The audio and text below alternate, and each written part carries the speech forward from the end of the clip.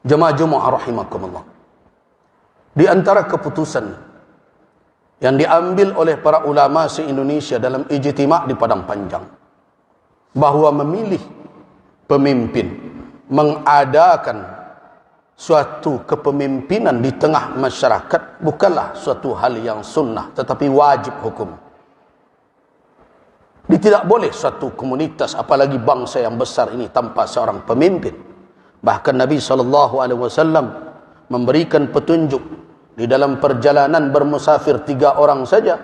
Nabi meminta harus ada seorang menjadi imam. In kuntum salasa fi safarin falyummakum ahadukum. Kalau kamu bertiga dalam bermusafir, jadilah seorang menjadi imam kamu. Apalagi dalam jumlah 270 juta lebih. Tentu akan kacau balau. Karena itu menghadirkan kepemimpinan dan adanya seorang pemimpin itu merupakan kewajiban, bukan sunnah. Nah, bagaimana caranya? Situasi dan kondisi yang ada bahwa negeri ini memilih satu sistem, terlepas setuju atau tidak setuju dengan konsepnya masing-masing. Tapi itulah yang disepakati saat ini untuk melahirkan seorang pemimpin.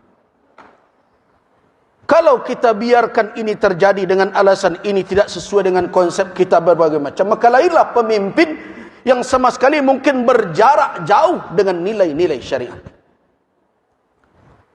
Karena itu, pilihan hanya satu untuk saat ini. Terlibat aktif dan cerdas. Terlibat aktif dan cerdas di dalam mewujudkan kepemimpinan yang baik. Bukan berpangku tangan. Sebagai ketua MUI, saya bukan tim kampanye siapapun dan tidak akan menunjuk nama siapapun.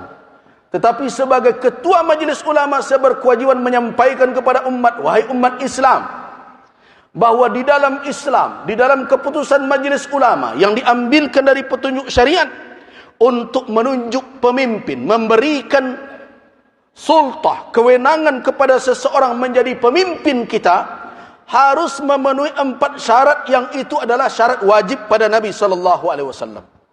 Orang tersebut harus siddiq, orang tersebut harus amanah, orang tersebut harus fatanah, orang tersebut harus tabligh. Orang itu harus amanah, jujur, tidak boleh ada kebohongan di latar belakangnya, tidak terlihat dia berdusta, dia tidak menyembunyikan kebohongan dan kedustaan, dia berbicara dengan kejujuran. Ini adalah syarat mutlak. Karena jangan sampai orang pendusta dan pembohong diserahkan amanah, setelah itu kita menangis, didustai dan dibohongi sepanjang tahun, 5 tahun yang akan datang. Yang kedua, orang itu harus amanah. Amanah seseorang itu diukur dari mana? Yang pertama tentu dari komitmennya kepada Rabbul Alamin, ketakwaannya, ketakutannya kepada Allah. Karena kalau amanah itu hanya diukur dengan pengawasan manusia, dengan pengawasan si fulan, dengan orang-orang yang akan menyalahkannya, orang-orang tersebut bisa saja ditipu berjamaah oleh dia. Karena itu pertama sekali dalam mengukur amanah seseorang, bagaimana tingkat komitmennya beragama, ketakwaannya, ketakutannya kepada Allah, salatnya bukan hanya di depan kamera, tanya orang sekitarnya, cari tahu siapa dia.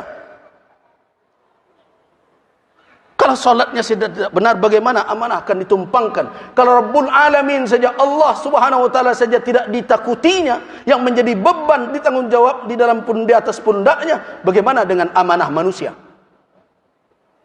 Yang kedua, lihat perjalanan hidupnya selama ini. Apakah janjinya bisa dia buktikan atau tidak? Kalau tidak, jangan berkeras juga karena baju saya ini, karena kelompok saya ini, saya mesti begini juga. Hati-hati wahai ibadallah. Setiap kita memberikan kewenangan dan amanah, wala itu tidak selesai hanya dengan keluar di tempat pemilihan itu, tapi akan dipertanggungjawabkan kelak sampai di hari kiamat di hadapan Allah Subhanahu wa taala. Hati-hati. Itu kewajiban din, kewajiban agama memberikan kewenangan itu. Karena itu pilih orang yang amanah. Pilih orang yang fatanah, yang cerdas, yang mengerti konsep kepemimpinan.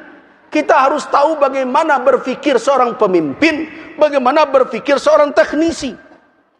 Kita harus tahu seorang pemimpin itu punya konsep yang besar, kepada umat ini, punya rencana, punya mimpi, tetapi tidak hanya sekedar angan-angan. Dia pandai mengeksekusinya. Dia mengerti bagaimana cara menjalankannya. Dan dia faham apa yang menjadi penyakit dan masalah di tengah bangsa ini yang harus dia obati. Dia harus orang yang cerdas. Karena orang yang cerdaslah yang bisa mencari solusi dengan izin Allah Subhanahu wa ta'ala. Yang kemudian tabligh, apa makna tabligh? Pandai menyampaikan, menarasikan fikirannya, menjelaskan maksudnya, mengembangkan wawasannya. Jadi ada pula orang yang mengkritik, pemimpin kok pandai bicara saja. Salah satu syarat pemimpin, dia harus pandai bicara. Kenapa? Karena konsepnya, pemikirannya, wawasannya tidak akan diketahui oleh orang di sekelilingnya, oleh umat, kalau dia tidak pandai menarasikan, menyampaikan kepada orang lain. Dan dia harus jujur menjelaskan yang sebenarnya. Itu tabligh. Apa makna tabligh?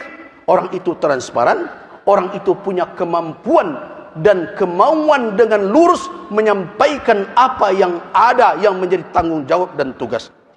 4 sifat itu wajib. Nah, kalau ada orang yang seperti itu, di dalam fatwa Majelis Ulama tersebut, wajib memilih orang yang seperti itu. Dan memilih yang selain itu haram hukumnya di dalam Islam. Begitu keputusan.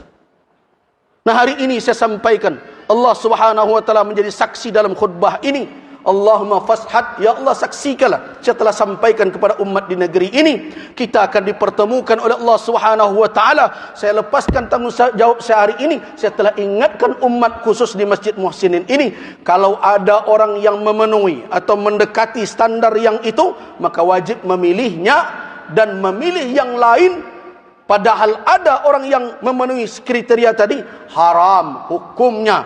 Itu keputusan ijtima' Komisi Fatwa Majelis Ulama se-Indonesia di Padang Panjang tahun 2009. Innallaha malaikatahu yusalluna 'alan nabi. Ya ayyuhalladzina amanu sallu 'alaihi wa sallimu taslima. Allahumma salli 'ala Muhammad wa 'ala ali Muhammad kama sallaita 'ala Ibrahim wa 'ala ali Ibrahim innaka Hamidum Majid. Allahumma barik 'ala Muhammad wa 'ala ali Muhammad